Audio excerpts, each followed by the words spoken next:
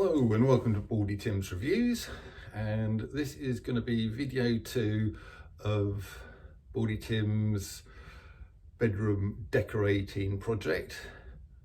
Now in the last video you saw me taking off all the old wallpaper, or at least a lot of it, on these sort of walls behind me. So now that that's been done is the stage where I'm going to really do probably the most horrible bit of any kind of decorating project, and that's the rubbing down, making smooth, making good any imperfections in the walls. So what I'm going to start off by doing is kind of getting an old screwdriver and kind of raking out any sort of cracks. You often get cracks and imperfections where ceilings meet walls, and where door frames meet walls, and where skirting boards meet the wall above. So I find the best way to smooth those out initially is to sort of just run an old screwdriver along them. So I'll be doing that. Then I think the next thing on the agenda is to give the walls themselves a bit of a rub. Having been wallpapered in the past, they're a bit more rough than they would be if they'd just been emulsioned walls. So I'm going to do that, and then I will be rubbing down woodwork. Luckily there's not much of that in this room, just a bit of skirting, a few skirting boards, door frames, a door and a windowsill here just next to me on my right. So we'll go into all that.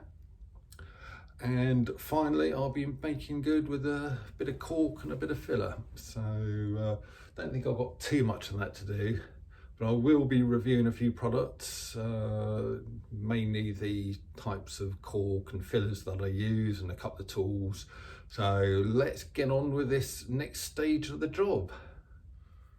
So before I make a start with my old screwdriver, I thought I'd just mention that all these kind of old wardrobe doors behind me, they're all going to be replaced by some of those mirrored sliding wardrobe doors, which is something I'll be reviewing, both the ones that I end up buying and how to install them, in a later episode of this series. But I just thought I'd explain that that's the reason why these aren't going to get rubbed down as well. But anyway, let's make a start. So I've got a bit of a crack along the top there, so getting the screwdriver,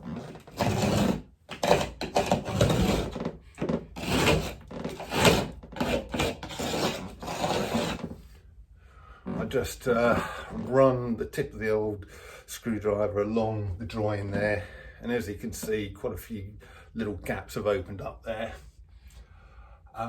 Which is good, because I don't want anything loose or potentially loose left in there. So if I get everything out, and that's all I really need to do on that little section there. So once I've sort of cleaned that up a bit, it'll be just ready to have some caulking put in there. But I'm going to work my way round the rest of the room doing the same thing. So let's get on with that.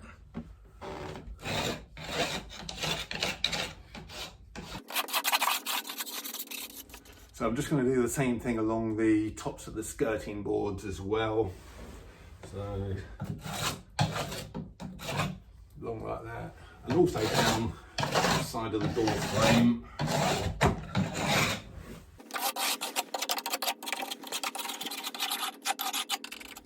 So that's really all the raking out on this first wall already, and that's only been a couple of minutes.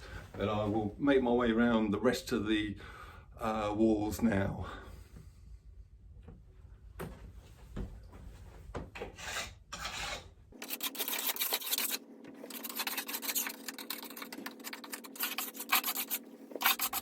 So there are one or two little bits of cracking that I'm going to sort out here as well.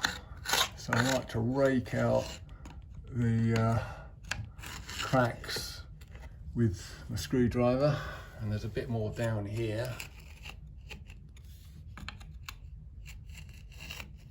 So you just jab the point of the screwdriver into the crack and just drag it along just to get out any loose debris and to kind of deepen the cracks down a little bit as well, so you can get the filler in, because that's what I'll be doing.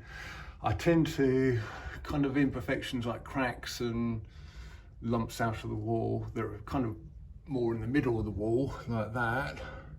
I like to do the filler, and then I like to go around the edges, any kind of corners and edges like that, or at the top there between ceiling and walls with caulking, but I'll be coming onto all that later on.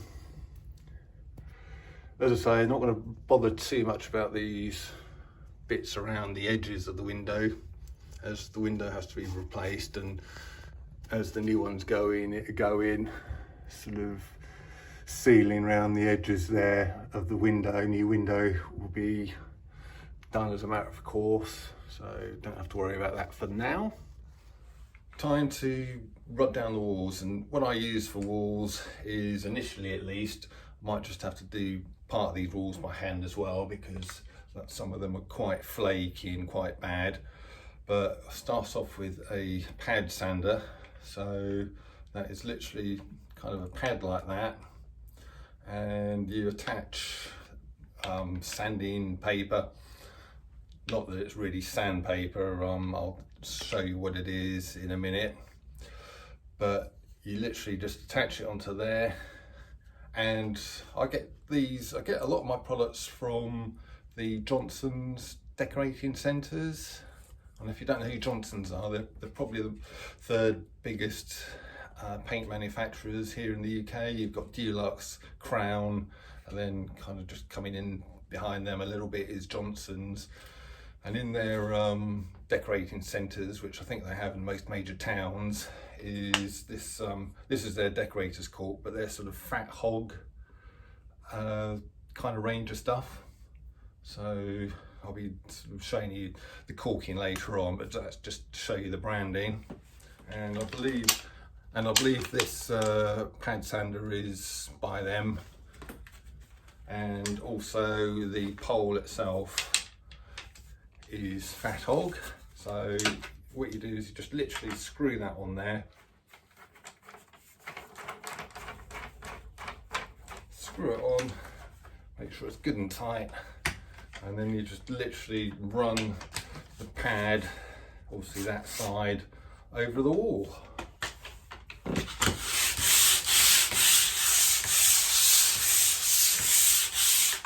Something like that. So you don't have to apply too much force, just again let the tool do the work.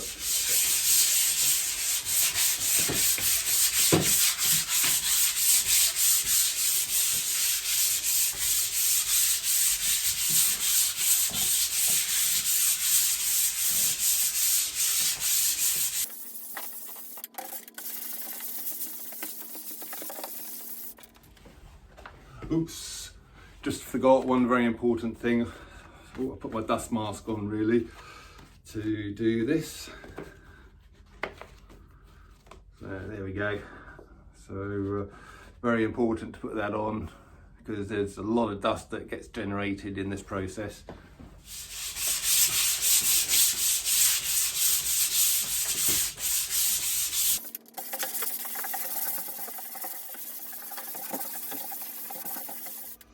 So that initial bit of sanding, I can already tell that the walls are coming up a fair bit better.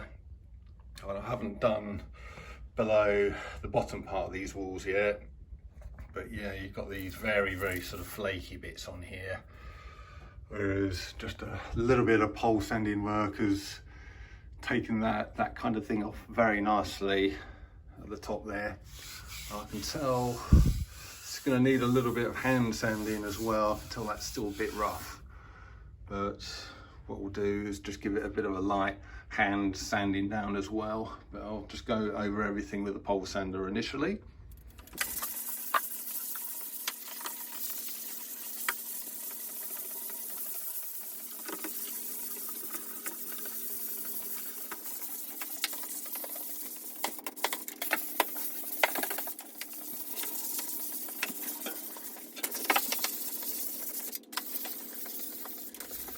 So that's all 3 walls done with the pole sander. I'm going to do that end wall sort of separately because I'm going to pull the bed out all the way over this way.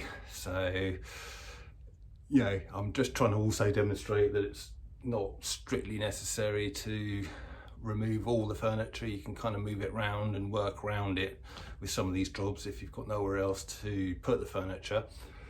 So I've done all of these 3 walls with the pole sander, trusty old pole sander. So there are quite a few bits where I need to just go over it by hand. So I think what I'm going to do is, as I go over the bits of wall by hand, I'll also do the adjacent bits of woodwork as well. And the stuff I like to use is this stuff. It's actually Merca H10 Mant or Hyomant P80. So that stuff there. And again, I get this from Johnson's Decorating Centres, although any kind of more professional type of decorating outlet, whether it's Brewers, Deluxe Decorating Centres, I think they all do the same kind of stuff.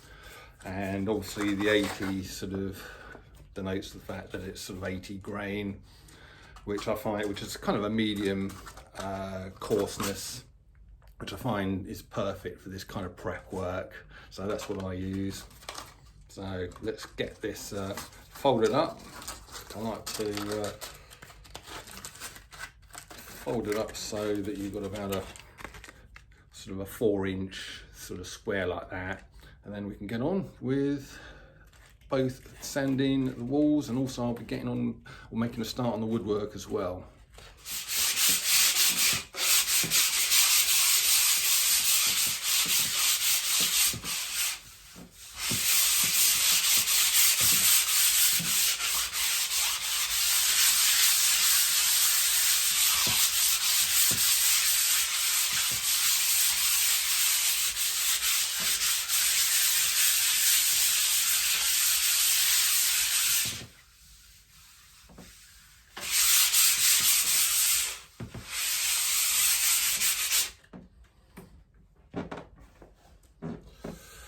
So you can see I was using that in a bit of a circular motion, and didn't take very long, and that is all in real time.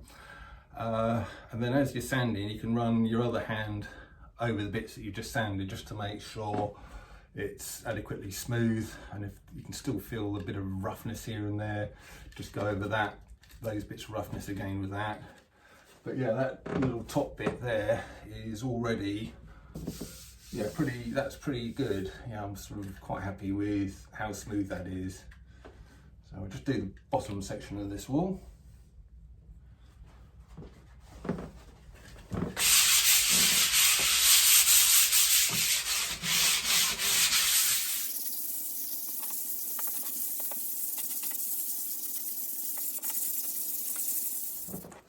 Okay, that little section of wall's not too bad now. So as promised, I'm going to start on the woodwork. So there's a bit of skirting board along there. I'll start with that, then work my way around the door and door frame. You'll notice that I wasn't really using a lot of effort there, because this stuff really does get a lot of material off in a very short period of time without much effort. So I really recommend this type of sandpaper. Also, you'll notice that I'm not taking that skirting board back down to bare wood or anything like that. I find it perfectly adequate just to take it back a little bit whilst keeping some of the paint on there. But all I'm seeking to do is just to take off any shiny bits to give the new paint a good key, what we call a key, which just means that the new paint will stick to it without flaking off in the future. And also a light sand like this will take off any kind of roughness and bitty bubbly bits that's sort of lurking around there on the skirting boards or the other woodwork. So not a lot of time needs to be spent really on sanding down the woodwork. But I'll spin the camera around a bit and we'll work our way up the door now. Now, just working our way up the door. Now you'll notice that I haven't taken the door handle off yet. They will be doing that before painting, but I'm not going to do it today because it's just a quick bit of prep today, and as I get more into this job I'll loosen that handle off or take it off altogether. Probably give it a little bit of a sand round where the handle was, and then paint.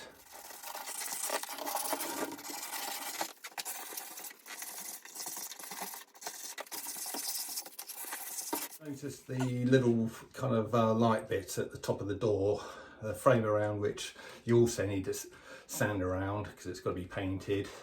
But it's quite a fairly common feature in 1970s UK houses.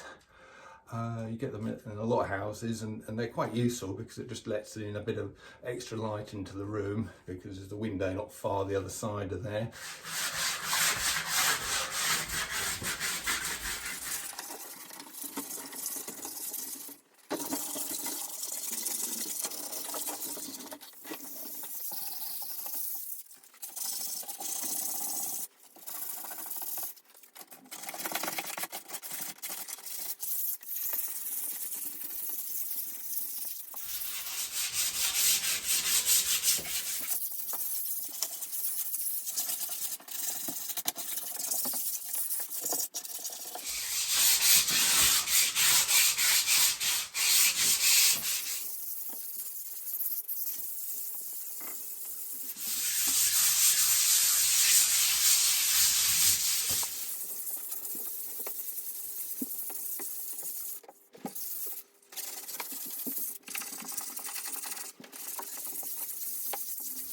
Okay, I'm quite happy now with how this wall's coming up and how it's feeling.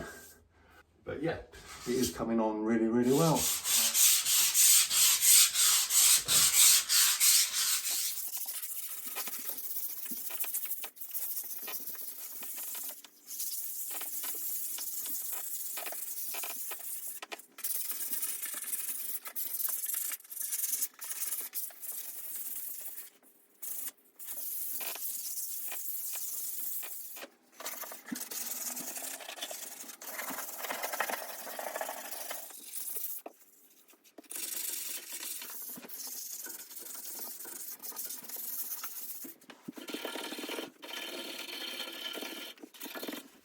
Now, I've done as far as I can go along that window wall. I've now got to move a bit of furniture around, and then I can just do the last bit of that wall and then the back wall.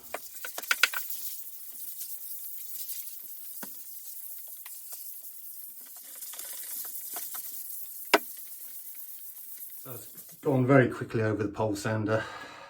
So I'm just going to finish this wall off by hand. Still the same first bit of sandpaper actually, so it does last pretty much the whole room.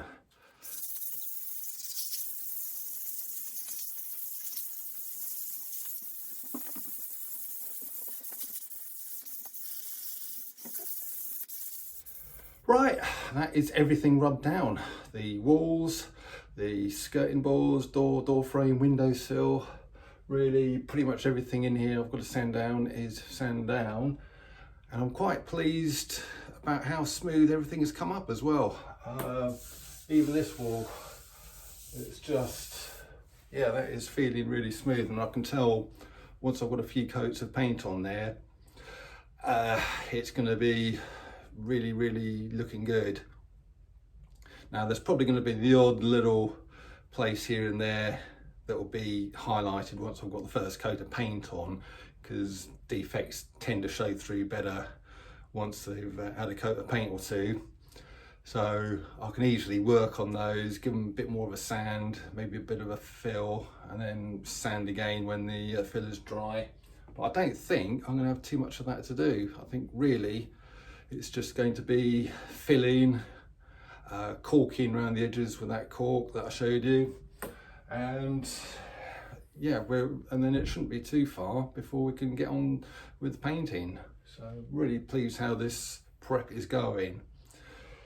But I think what I'm going to do, it's getting sort of quite late now, So I think what the plan of action is going to be is I'll have a clean up in here, and then I'll come back to this tomorrow with some filling and some caulking. So let's get the vacuum and let's get cleaning up. So whenever I've got a bit of cleaning up to do after an intensive sanding session, I use this, which is the Karcher WD2. It's kind of a cylinder vac. Wasn't that expensive actually, about £60 from, I think it's Screwfix I bought it from. And yeah, I've had it for nearly 2 years and found it to be a really good vacuum.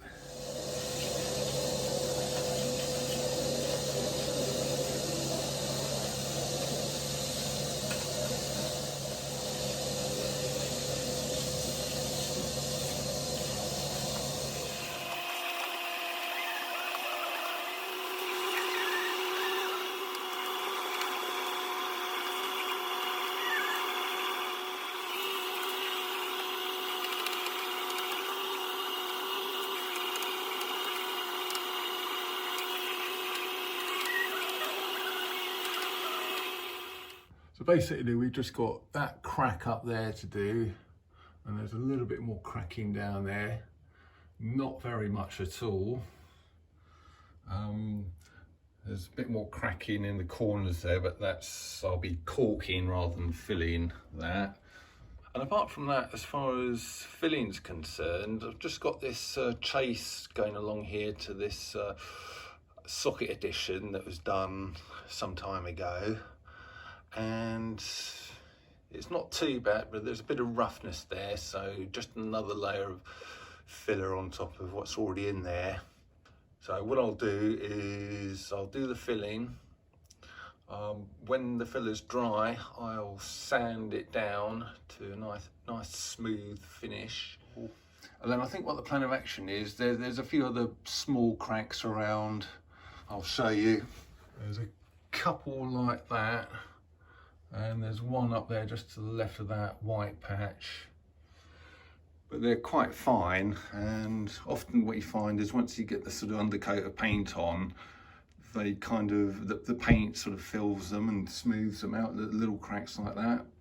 So I think the best plan of action is just to do the more major cracks in that chase, and then to get a couple of coats of undercoat on.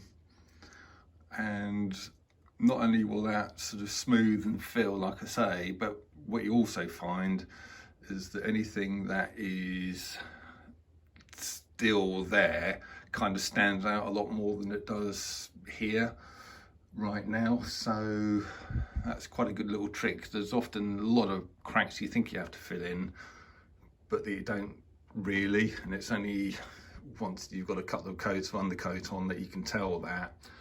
So yeah, so really I think it's just those couple of little bits of crack above the window and the chase down there to fill. So what I'm going to do is I'm going to go and show you the filler I use and mix just a little bit of it up, and then we'll get filling. Okay, so this is the filler I use, Gyprock Easy Fill 60.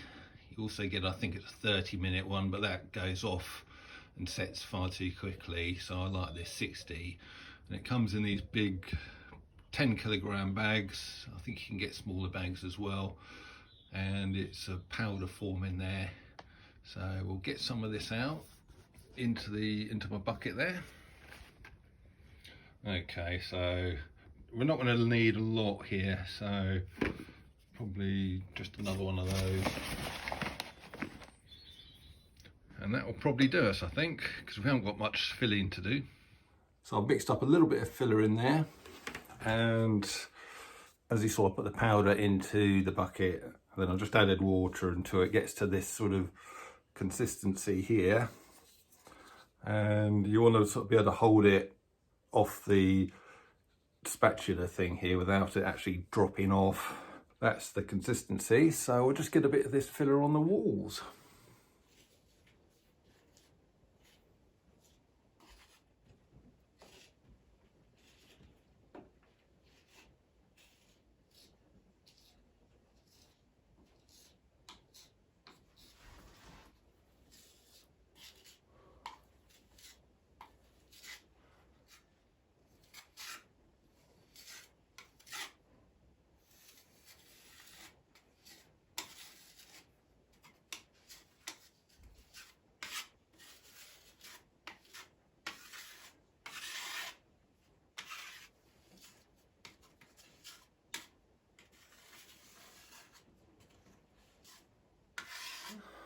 that's the filling done. Only took about 5 minutes because there's not a lot of that to be done whatsoever. So I'll just leave that a day or two to dry or to set, and then I'll be giving it a very quick sand down, and then we'll be ready to get the undercoat emulsion on. So that didn't take very long.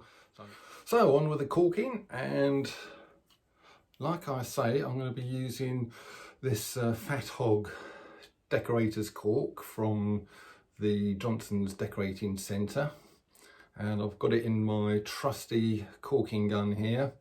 So what I'm going to do is, got quite a lot of this stuff to put around the room, but what I like to do is start really from top to bottom, so it's going to be round where the ceilings or ceiling joins of the walls, so that join there, and then probably not all the corners of the room but some of the corners, then along the top of the skirting boards and down either side of the door frame there behind me. So I should think that's what we're going to be looking at.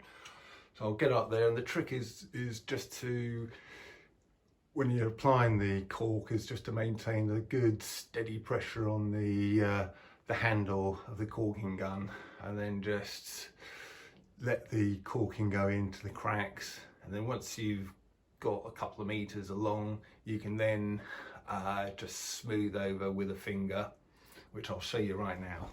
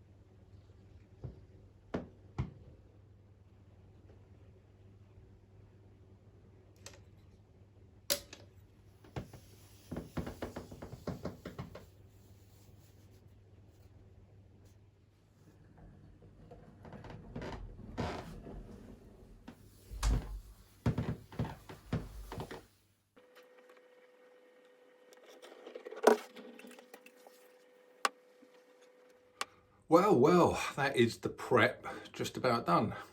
So to recap, we started off by sanding down all the walls and all the woodwork, and after that did a bit of filling. You can see a couple of bits, well, a few bits around here that I've filled. They still need sanding down, but that'll only take a couple of minutes, not very long at all. And then I did the caulking all round pretty well, all the edges of the ceilings and tops of the skirting boards and door frame and a couple of other bits and bobs.